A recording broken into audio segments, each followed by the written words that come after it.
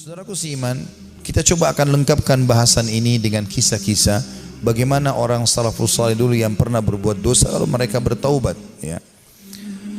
Kisah tentu yang sangat luar biasa, di antaranya adalah kisah taubatnya Tha'labah radhiyallahu anhu. Sahabat Nabi yang mulia ini adalah anak muda yang masih muda dan keimanan sudah tertanam dalam hatinya. Zaman dulu orang tidak punya kamar mandi dalam rumah, maka orang kalau mau pergi ke WC ataupun mau mandi, maka biasanya orang pergi ke padang pasir. Satu waktu Tha'labah radhiyallahu anhu ini keluar, kemudian dia ke padang pasir, lewat, bukan sengaja, lewat. Rupanya dia melewati sebuah tempat mandi tapi untuk seorang wanita Ansar, wanita dari Madinah, ya. Dan wanita ini terkenal, ya, sangat punya kecantikan dan kulitnya putih bersih. Dan ini bukan terlihat, telanjang bulat semuanya, tidak. Tetapi Tha'labah radhiyallahu anhu lewat. Zaman dulu tempat mandinya laki-laki sama perempuan untuk membedakannya, kalau laki-laki itu dibuat pelapa kurmanya sampai ke daerah kepala sehingga bagian kepala terlihat dan orang tahu di dalam itu adalah orang. Ini di padang pasir, dibuat kayak WC umum gitu, ya, tapi masing-masing punya. Kalau perempuan tertutup semuanya, tapi karena terbuat dindingnya dari pelapa kurma, ya, mirip dengan pelapa-pelapa kelapa kita sekarang, ya, ada serat-serat, ada lubang celah di antaranya, maka dia sempat lihat sepintas perempuan tersebut dan itu mengganggu hati dia.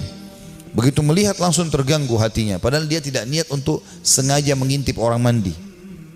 Maka dia merasa tulang-tulangnya gemetar, kesemutan, otot-ototnya merasa kesakitan dan lemas. Lalu kemudian dia segera naik ke atas sebuah bukit yang sangat tinggi di Madinah. 40 hari dia nggak pernah turun. 40 hari di atas gunung tersebut bertaubat kepada Allah Subhanahu wa taala. Salat di sana, dia makan minum di sana, pokoknya tidak mau pulang ke rumahnya.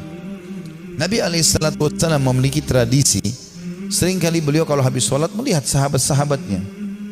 Tapi karena Tha'labah ini bukan orang yang sering ada di depan, maka Nabi SAW tidak melihat dia.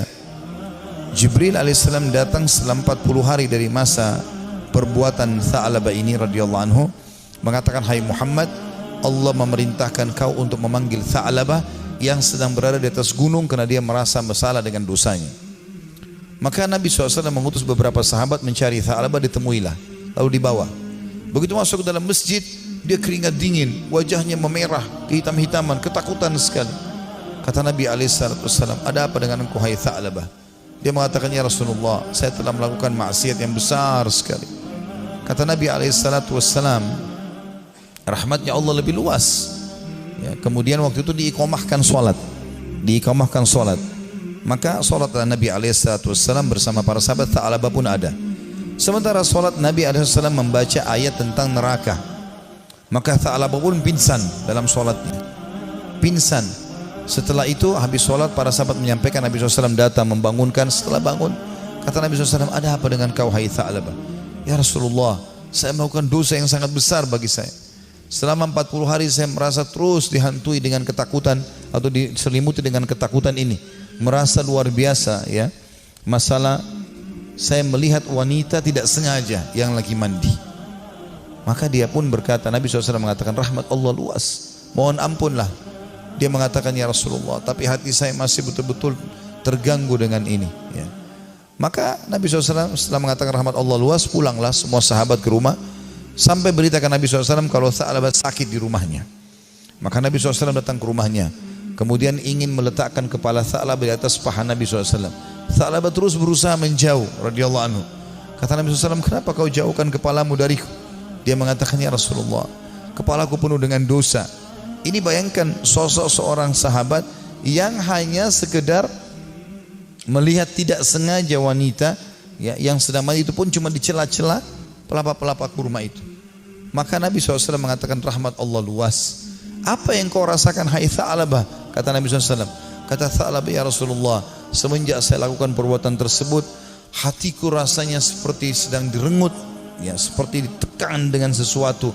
Tulang-tulangku dan otot-ototku seperti kesemutan semuanya. Aku merasa ketakutan yang luar biasa. Apa harapanmu?" Kata Nabi SAW. Dia bilang, harapanku agar Allah memaafkan semua dosa-dosaku. Ya, bukan cuma itu saja, aku memaafkan, mohon supaya Allah maafkan semua kesalahanku. Maka Nabi SAW mendapat wahyu dari Jibril AS. Jibril mengatakan, sampaikan kepada Tha'labah, hai Muhammad, kalau Allah sudah memaafkan bukan cuma itu tapi semua dosanya. Maka Nabi SAW mengatakan, hai Tha'labah, terimalah berita gembira, karena sungguhnya Tuhanmu Allah telah memaafkanmu. Dan ini Jibril datang menyampaikan wahyu itu. Maka Tha'labah pun bergembira, senyum, kemudian dia bertakbir lalu meninggal dunia. Maka pada saat dia wafat, teman-teman sekalian radhiyallahu anhu, sahabat Nabi yang mulia, saking takutnya dengan Allah sampai mati, meninggal, ajalnya datang. Waktu itu Nabi SAW mengatakan, urus jenazahnya segera, kita kuburkan, dimandikan segala macam, disolati. Habis sholat lagi mau diantar ke kuburan, Nabi SAW jalan sambil jingkrak-jingkrak, ya sedikit beliau jinjitkan kakinya. Kata para sahabat, ya Rasulullah, kenapa anda lakukan itu?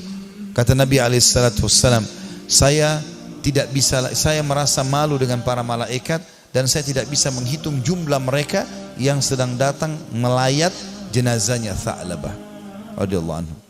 Sahabat Nabi yang mulia memberikan pelajaran kepada kita bagaimana mereka bertaubat kepada Allah Subhanahu wa ta'ala.